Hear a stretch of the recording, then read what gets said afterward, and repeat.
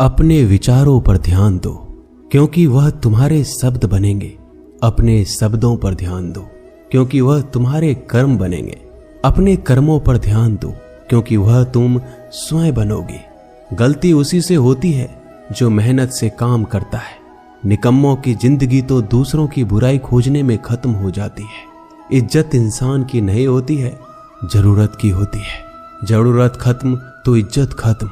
बोलना सीखिए, वरना जिंदगी भर सुनना पड़ेगा। उड़ने में बुराई नहीं है, आप भी उड़े, लेकिन उतना ही जहां से जमीन साफ दिखाई देती हो। सिर्फ वो लोग आपकी परवाह करते हैं जो आपको तब भी सुन सकते हैं जब आप चुप होते हैं।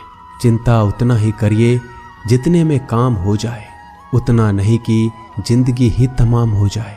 आप अपने शब्दों को चाहे जितनी भी समझदारी से बोलिए, लेकिन सुनने वाला अपनी योग्यता और अपने मन के विचारों के अनुसार उसका मतलब निकालता है। यकीन करो, जो तुम्हें भूल चुका है वो भी याद करेगा। बस उसके मतलब के दिन आने दो। कहानी जिंदगी की यही है कि इसमें मनचाहा किरदार नहीं मिलता। जिंदगी तो अपने दम पर ही जी जाती है। दूसरों के कंधों पे तो सिर्फ जनाजे उठाए जाते हैं। आपकी मुस्कान, आपके चेहरे पे भगवान के हस्ताक्षर हैं। उसे अपने आंसुओं से धुल लें या क्रोध से मिटने ना दें। कोई भी व्यक्ति हमारा मित्र या शत्रु बनकर संसार में नहीं आता। हमारा व्यवहार और शब्द ही लोगों को मित्र और शत्रु बनाता है। जो व्यक्ति हर वक्त दुख का रोना रोता है, उसके द्वार पर खड़ा सुख बाहर से ही लौट जाता है। जिसके पास उम्मीद और आस है, वो जिंदगी के हर इम्तिहान में पास है। हर कोई अपना नहीं होता, और यही सच है। कितने अजीब है ये जमाने के लोग। खिलौना छोड़कर जज्बातों से खेलते हैं। महान दिमाग विचारों की चर्चा करता है, औसत दिमाग घटनाओं की चर्चा करता है, और छोटा दिमाग लोगों की चर्चा करता है। अहंकार ना पालिए जनाब, वक्त के समंदर में कई सिकंदर डूब गए। इन 5 जगहों पर हमेशा चुप रहना सीखिए। पहला, जहां आपके शब्दों की कोई कीमत नहीं।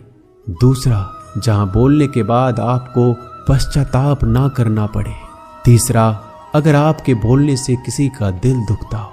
चौथा, अगर आप गुस्से में हो, क्योंकि इंसान गुस्से में बिना कुछ सोचे समझे कुछ भी बोल देता है। और पांचवा, जहां आपको समझदारी से कोई सुनने वाला ना हो। किसी का कष्ट देखकर अगर तुम्हें भी कष्ट होता है तो समझ लेना तुम्हारी आत्मा में परमात्मा विराजमान है। सिर्फ सुकून ढूंढिए, जरूरतें कभी भी पूरी नहीं होती। जिंदगी में सारा झगड़ा ख्वाहिशों का है।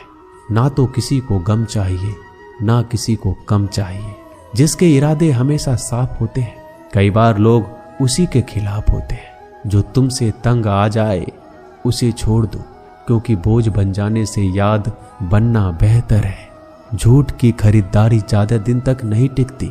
सच एक ही सही अंत तक साथ देता है। किसी इंसान के आज को देखकर उसके भविष्य का मजाक मत उड़ाओ, क्योंकि समय में इतनी शक्ति है कि वो कोयले को भी धीरे धीरे हीरे में बदल देता है।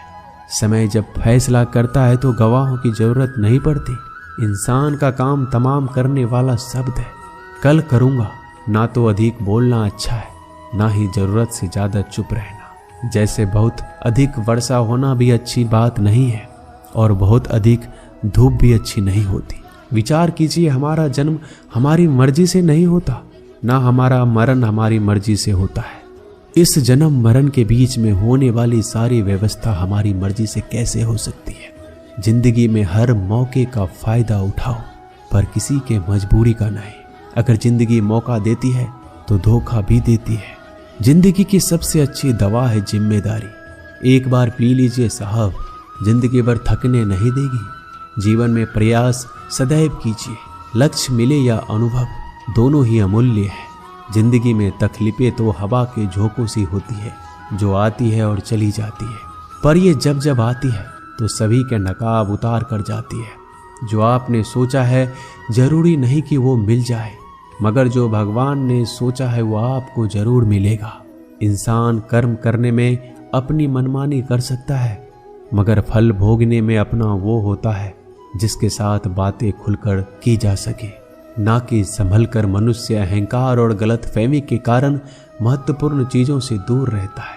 गलतफहमियां सच नहीं बताती और अहंकार सत्य को देखने नहीं देता। अगर आपके साथ जिंदगी खेल रही है तो आप निश्चित ही एक बेहतरीन खिलाड़ी होंगे। जिंदगी का काम है ठोकर मारना।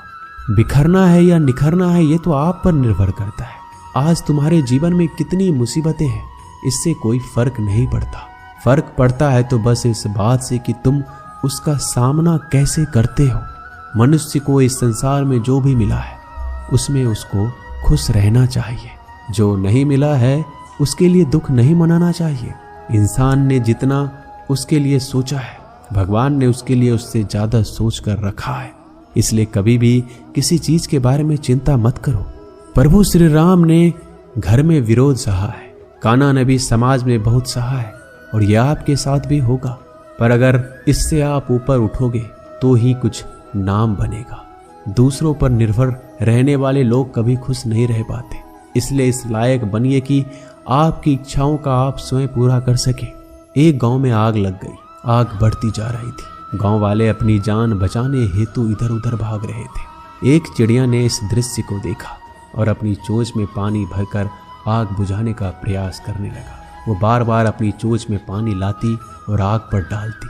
जब गांव वाले ने चिड़िया को आग पर पानी डालते देखा तो उनमें भी जोश आ गया और बोला, अगर ये चिड़िया प्रयास कर रही है तो हम क्यों नहीं कर सकते। सबने प्रयास किया और आग बुझ गई। ये सब एक कौवा देख रहा था। उसने चिड़िया से कहा कि तेरे पानी डालने से कुछ होना तो था नहीं, फिर ये क्यों कर रही थी। चिड़िया ने कहा, मेरे पानी डालने से कुछ हुआ या नहीं हुआ, लेकिन मुझे गर्व है कि जब इस आग की बात होगी तो मेरी गिनती आग बुझाने वालों में होगी, तेरी तरह तमाशा देखने वालों में नहीं। एक बार एक किसान अपने खेत में काम कर रहा था। खेत में काम करते करते किसान की घड़ी खो गई। कुछ साल पहले ये घड़ी किसान को उसके पिताजी ने दी थी, इसलिए वो घड़ी उस किसान के लिए बहुत कीमती थी। अब किसान सब काम छोड़कर घड़ी ढूंढने लगा, लेकिन बहुत देर होने के बाद भी वो घड़ी नहीं मिली। तभी किसान ने पास में खेल रहे बच्चों को बुलाया और उनसे कहा, बच्चों, इस खेत में मेरी घड़ी गुम गई है। मैं बहुत देर से घड़ी ढूंढ रहा हूँ। तुम में से जो मेरी घड़ी ढूंढने में मदद करेगा मैं उसे एक इनाम दूंगा। इनाम के उत्साह में सब बच्चे उस घड़ी को ढूंढने में लग गए, लेकिन इतने बड़े खेत में छोटी सी घड़ी ढूंढना बहुत ही मुश्किल काम था। कुछ घंटों बाद सब बच्चे जाने लगे। किसान ने भी अपनी उम्मीद छोड़ दी। वो भी घर जाने की तैयारी कर रहा था। आखिर में एक बच्चा किसान के पास आया और बड़े शान से कहा कि सब बच्चे चले गए, बस मुझे थोड़ी देर और घड़ी ढूंढने दीजिए। किसान ने कहा, ठीक है, मैं कुछ देर बाद आता हूँ, तुम देखो जब तक घड़ी मिलती है या नहीं। किसान जब 20 मिनट बाद आया तब बच्चे के हाथ में घड़ी थी। किसान आश्चर्यचकित हो गया और बच्चे से पूछा, कितना जल्दी तुमको घड़ी कैसे मिल गई। बच्चे ने कहा, सब जा चुके थे। अब इतनी शांति थी कि मैं धीरे धीरे पूरे खेत में घूमकर आवाज सुनने लगा। जैसे ही शांति में मुझे आवाज सुनाई दी वैसे मुझे पता लग गया कि घड़ी कहाँ पर है। दोस्तों, ये कहानी शांत दिमाग का बहुत ही बढ़िया उदाहरण है। जब हमारा दिमाग शांत होता है हर बड़ी चिंता खत्म हो जाती है और आसपास का शोर भी खत्म हो जाता है, तो हमारा दिमाग अपने आप काम करता है और हमें सही दिशा दिखाता है। दोस्तों, इस वीडियो में बस इतना ही। जल्दी मिलते हैं हम और भी ज्ञानवर्धक वीडियो के साथ। धन्यवाद।